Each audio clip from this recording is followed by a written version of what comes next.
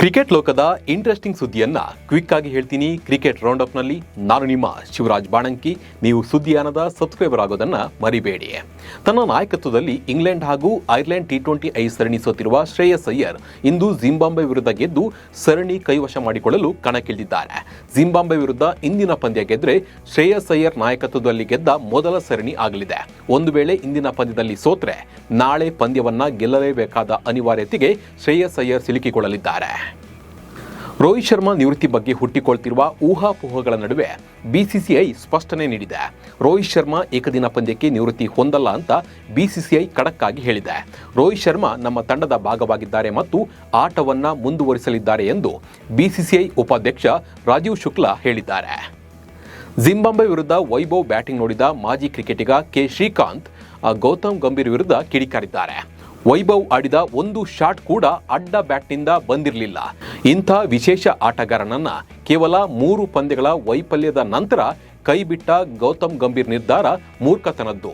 ಒಬ್ಬ ಯುವ ಆಟಗಾರನ ಆತ್ಮವಿಶ್ವಾಸವನ್ನ ಕುಗ್ಗಿಸುವುದು ಎಷ್ಟು ಸರಿ ಎಂದು ಆಕ್ರೋಶವನ್ನ ವ್ಯಕ್ತಪಡಿಸಿದ್ದಾರೆ.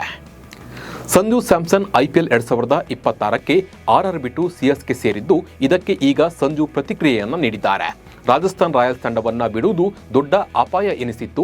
ಒಮ್ಮೆ ತಂಡಕ್ಕೆ ಹೇಳಿದ ಮೇಲೆ ಹಿಂದಕ್ಕೆ ಹೋಗುವುದು ಸಾಧ್ಯವಿಲ್ಲ. 2025ರಲ್ಲಿ ರಾಜಸ್ಥಾನ್ ತಂಡದೊಂದಿಗೆ ನನ್ನ ಪಯಣವನ್ನ ಮುಗಿಸಲು ನಿರ್ಧರಿಸಿದೆ.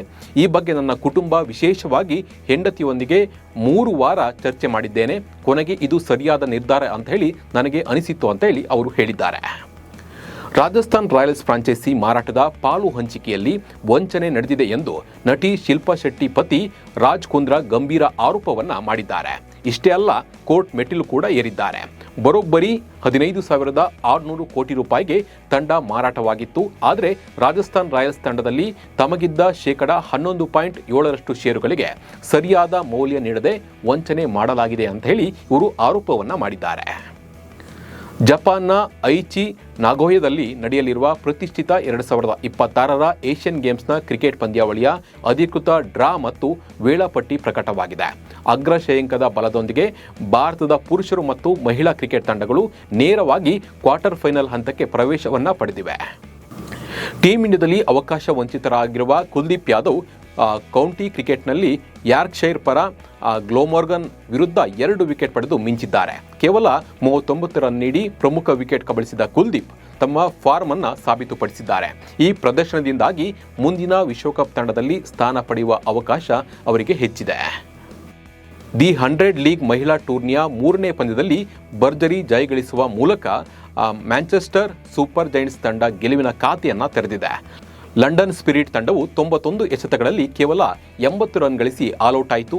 ಈ ಗುರಿ ಬೆನ್ನಟ್ಟಿದ ಸ್ಮೃತಿ ಮಂದಾನ ಆಡ್ತಾ ಇರುವ ಮ್ಯಾಂಚೆಸ್ಟರ್ ಸೂಪರ್ ಜೈಂಟ್ಸ್ ತಂಡ ಕೇವಲ 59 ಎಸೆತಗಳಲ್ಲಿ 86 ರನ್ ಬಾರಿಸಿ 7 ವಿಕೆಟ್ಗಳ ಭರ್ಜರಿ ಜಯವನ್ನ ಸಾಧಿಸಿದೆ. ನನ್ನ ಅಪ್ಪನನ್ನ ಉಳಿಸಿ ಎಂದು ಪಾಕ್ ಮಾಜಿ ಕ್ರಿಕೆಟಿಗ ಹಾಗೂ ಮಾಜಿ ಪ್ರಧಾನಿ ಇಮ್ರಾನ್ ಖಾನ್ ಅವರ ಕಿರಿಯ ಪುತ್ರ ಕಾಸಿಂ ಖಾನ್ ಪೋಸ್ಟ್ ಅನ್ನು ಹಾಕಿಕೊಂಡಿದ್ದಾರೆ. ನನ್ನ ತಂದೆ ಇಮ್ರಾನ್ ಖಾನ್ ಜೈಲಿಗೆ ತಳ್ಳಲ್ಪಟ್ಟು ಬರೋಬ್ಬರಿ 1100 ದಿನಗಳಾಗಿವೆ. ಕಳೆದ ಹಲವು ತಿಂಗಳಿಂದ ಅವರನ್ನ ಭೇಟಿಯಾಗಲು ನಮಗೆ ಅಥವಾ ನಮ್ಮ ಕುಟುಂಬಕ್ಕೆ ಯಾವುದೇ ರೀತಿಯ ಅನುಮತಿ ಕೂಡ ನೀಡ್ತಾ ಇಲ್ಲ. ಅವರ ಆರೋಗ್ಯದ ಸ್ಥಿತಿ ಹೇಗಿದೆ ಎನ್ನುವುದು ಕೂಡ ನಮಗೆ ತಿಳಿತಾ ಇಲ್ಲ. ಅವರ ಬಲಗಣ್ಣಿನ ದೃಷ್ಟಿ 85% ಕ್ಷೀಣಿಸಿದೆ. ಅವರಿಗೆ ಸೂಕ್ತ ಚಿಕಿತ್ಸೆ ಬೇಕಾಗಿದೆ ಅಂತ ಹೇಳಿ ಅವರು ಪೋಸ್ಟ್ನಲ್ಲಿ ಅಳಲನ್ನ ತೋಡ್ಕೊಂಡಿದ್ದಾರೆ. ಬೆನ್ ಸ್ಟೋಕ್ಸ್ ವಿದಾಯ ಮತ್ತು ಮೆಕಲಮ್ ನಿರ್ಗಮನದ ನಂತರ ಇಂಗ್ಲೆಂಡ್ ಟೆಸ್ಟ್ ತಂಡ ಹೊಸ ನಾಯಕನ ಹುಡುಕಾಟದಲ್ಲಿ ಇದೆ.